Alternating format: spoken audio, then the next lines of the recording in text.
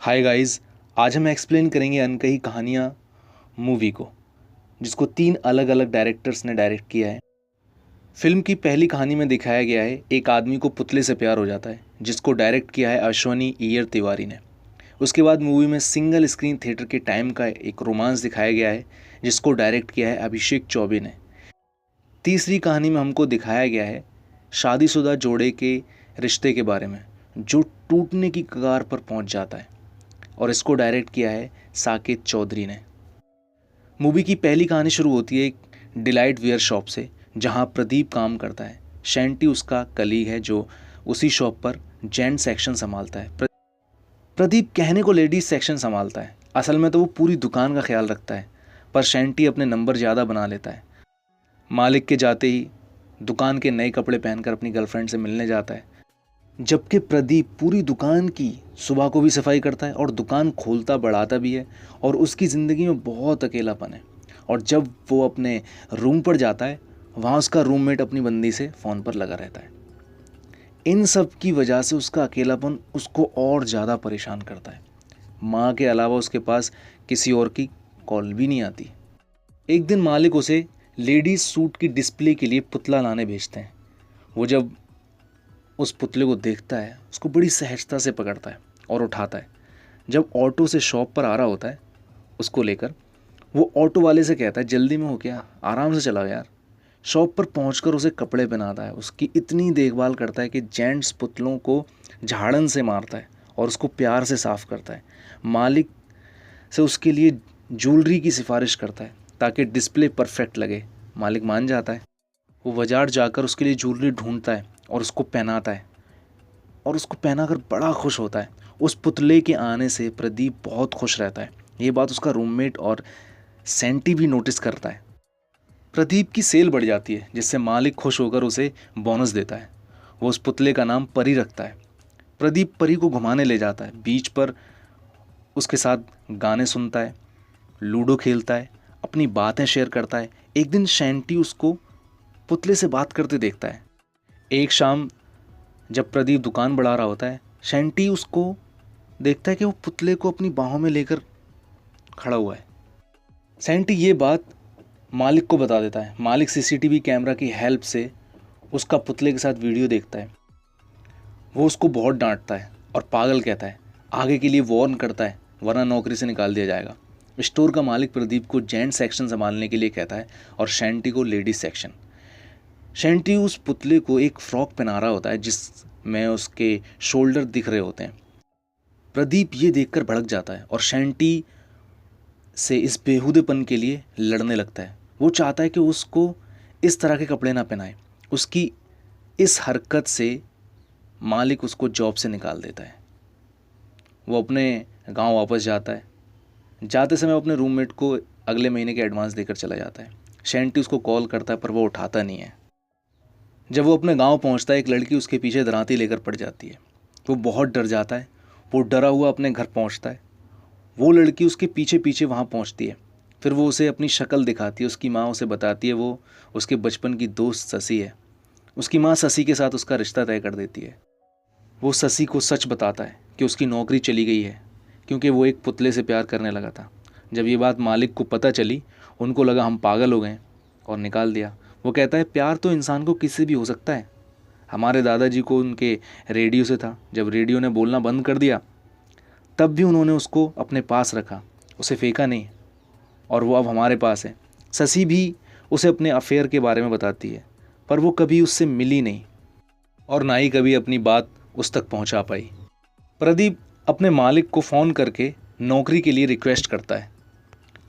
वो बताता है उसकी शादी तय हो गई है। मालिक उसको वापस बुला लेता है। वो दुकान पर पहुंचकर सबसे पहले पुतले को ढूंढता है।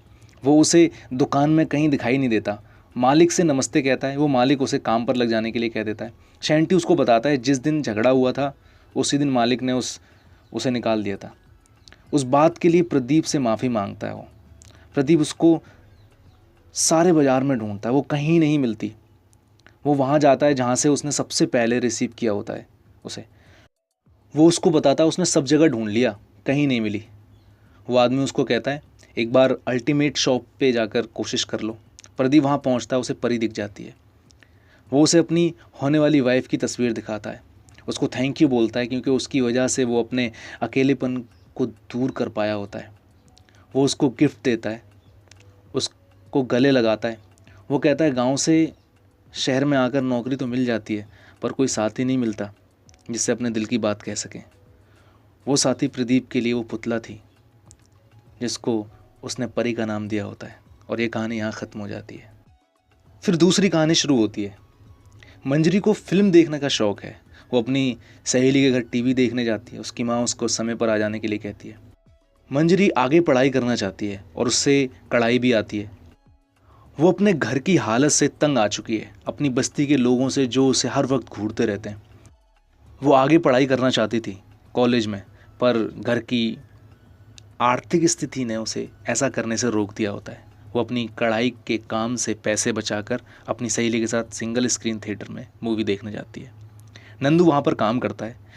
एक बार उसका पर्स वहाँ रह जाता है। नंदू जब थिएटर बंद कर रहा होता है, मंजरी उसको बताती है कि उसका पर्स अंदर रह गया है। वो उसको उसका पर्स वापस देता है, पर वो पर्स में रखी बिंदियों में से एक बिंदी निकाल कर अपने वॉलेट पर लगा लेता है।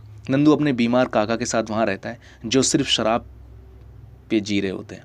नंदू उस जिंदगी से बाहर निकलना चाहता है। धीरे धीरे नंदू और मंजरी की बातचीत शुरू होती है। एक दिन वो उसे नई फिल्म के लिए 2 टिकट ऑफर करता है। जिस दिन दोनों फिल्म देखते उस दिन नंदू के काका की तबीयत बहुत ज़्यादा सीरियस हो जाती है। वो उसे डॉक्टर के पास लेकर जाता है। इधर मंजरी की माँ उसको रोज़ फिल्म देखने जाने की वजह से उसे आज नहीं जाने देती। नंदू काका को दिखाकर थिएटर वापस आता है पर वो वहाँ नहीं होती। दूसरे दिन मंजरी उसके पास आती है। वो बताती है वो क्यों नहीं आ पाई थी। मंजरी नंदू में अपना एक ऐसा हीरो देखती है जो उसकी बस्ती के छेड़ने वाले गुंडों को मारेगा। उसको एक लड़का उसकी माँ के सामने उसे छू रहा होता है और उसकी माँ इग्नोर कर देती है क्योंकि वो लड़का उनका फ्री में काम करने वाला होता है। एक दिन वो दोनों अपनी अपनी जगह छोड़कर भागने का प्लान बनाते हैं। जब वो दोनों बस में होते हैं तब एक आदमी मंजरी को डांट कर चला जाता है। वो उस आदमी को कुछ भी नहीं कहता और जब वो टिकट के लिए लाइन में खड़ा होता है वहाँ कुछ लोग उसके आगे लग जाते हैं। वो सिवाय बोलने के उनसे कुछ भी नहीं कह पाता। मंजरी उसे पसीना साफ करने के लिए अपना कढ़ाई किया हुआ रुमाल देती है। वो चाय पीते टाइम नान खटाई मांगती है पर उस चाय वाले के पास नान खटाई नहीं होती। नंदू उसको टिकट और एक पैकेट पकड़ा देता है और उसको बस में बैठ जाने के लिए कहता है। वो उसे कहता है जब तक वो टॉयलेट से होकर आता है। मंजरी वहाँ कॉलेज में पढ़ने वाली लड़कियों को देख रही होती है। वो जिस बस में बैठती है उसी बस में वो लड़कियाँ भी बैठ जाती हैं। वो उस पैकेट को खोलती है, उसमें नान खटाई होती है। इधर नंदू उसको छिप कर देख रहा होता है। जब वो बस में बैठ जाती है नंदू बाहर आता है और वो दूसरी बस में बैठ जाता है और दोनों अपने अपने रास्ते पर निकल पड़ते हैं।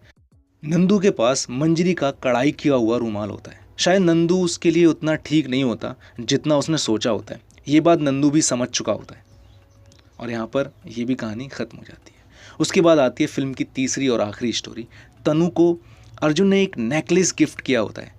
जब वो उसको पहन रही होती है तो उससे पता चलता है उसका ग्लास टूटा हुआ है।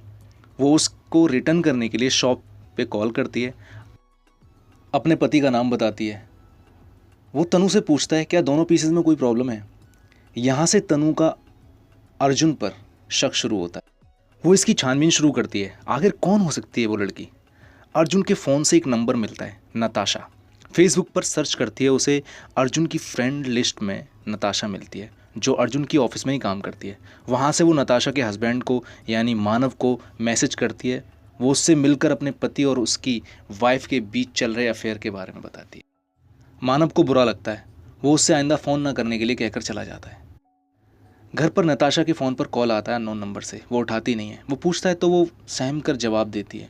मानव को अलमीरा से वही नेकलेस मिलता है जो तनु ने उसे दिखाया होता है। अब वो दोनों जानते हैं कि उनके पार्टनर्स उनको धोखा दे रहे हैं। मानव कहता है वो अब नताशा के साथ नहीं रह सकता, पर तनु ऐसा करने से उसे मना करते हैं क्योंकि ऐसा करने से नताशा अर्जुन के पास जाएगी और मेरी और अर्जुन की शादी टूट जाएगी। मानव इस बात पर ताज्जुब करता है, कैसे आप ऐसे आदमी के साथ रह सकती हो जो आपको धोखा दे रहा है। वो कहती है 11 साल की शादी है, ऐसे नहीं तोड़ सकती अपना रिश्ता। वो कहती है हर टूटते हुए रिश्ते में कुछ वजह होती है टूटने की और कुछ गुंजाइश होती है वापस जुड़ने की। वो मानव से रिक्वेस्ट करती है कुछ दिन रुक जाओ, उसके बाद जो चाहे करना। वो दोनों उन दोनों के अफेयर को एनालाइज करना शुरू करते हैं।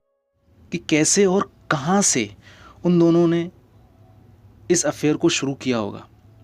ऐसी कौन सी वजह रही होगी जो वो दोनों एक दूसरे के नज़दीक आ गए। वो दोनों मिलकर एक स्टोरी बनाते हैं जिसमें उन दोनों की, यानी मानव और तनु की अच्छाइयाँ और उनके सपनों के बारे में पता चलता है। धीरे धीरे स्टोरी में इतना घुस जाते हैं कि वो दोनों अपने अकेलेपन और अधूरेपन को भूल जाते हैं। और दोनों की कुछ कुछ बातें सिमिलर होती हैं, जैसे दोनों अनसक्सेसफुल होते हैं, मानव का स्टार्टअप फेल हो गया होता है और तनु अर्जुन के सपनों के आगे अपने सपनों को छोड़ चुकी होती है। वो दोनों स्टोरी बनाते हुए उसी रूम में चले जाते हैं जहां उनका अफेयर आगे बढ़ा होगा। वहां मानव को पता चलता है अर्जुन ऐसा कई बार कर चुका है। तनु इमोशनल हो जाती है। वो कहती है मेरी कोई अपनी पहचान नहीं है सिवाय मिसेस मल्होत्रा के, क्योंकि मैंने आगे कोई पहचान बनाई नहीं है। मानव उसको उसकी क्वालिटी बताता है, तुम मुझे इस रेडिकुलस प्लान के लिए कन्विंस कर सकती हो तो तुम कुछ भी कर सकती हो। वो अपने बारे में मानव से ये सब सुनकर उसे किस कर देती है। वो दोनों एक दूसरे से अट्रैक्ट होते हैं। वो भूल जाते हैं कि यहाँ पर वो क्यों आए। तभी मानव उसको रोकता है। वो उसको कहता है तुम ये नहीं चाहती। कुछ दिनों बाद वो एक रेस्टोरेंट में मिलते हैं। वो मानव को अपने पति के अच्छे बर्ताव और उसके लिए रोमांटिक हो जाने की बात बताती है। वो कहती है मुझे लगता है अब दोनों के बीच सब कुछ खत्म हो गया शायद। फिर अर्जुन बताता है जब वो घर पहुंचा तो नताशा उसका वेट कर रही थी और वो रो रही थी। वो डाइवोर्स मांग रही थी पर मैंने उसे माफ़ कर दिया आपकी वजह से। तनु कहती है उनका अफेयर ख़त्म कैसे हुआ होगा। मानव कहता है शायद उसे लगा होगा जो आदमी अपनी वाइफ के साथ ऐसा कर सकता है तो वो उसके साथ क्या ही करेगा जिसे वो अच्छे से जानता तक नहीं है। तनु कहती है मैं अर्जुन का बैकअप प्लान नहीं बनना चाहती, क्योंकि उसको नताशा ने छोड़ा तभी वो मेरे पास आया। मानव कहता है उसको कि तुम अपनी एक पहचान बनाओ अगर तुम मिसेस मल्होत्रा नहीं रहना चाहती तो। वो हमेशा तनु का साथ देने के लिए कहता है। तनु उसको कहती है मैं कभी कमज़ोर पड़ूँ तो मुझे सहारा मत देना यार, बल्कि मुझे याद दिलाना कि मैं अकेले कुछ भी कर सकती हूँ। और वो वहाँ से चली जाती है और यहाँ पर ये मूवी ख़त्म हो जाती है।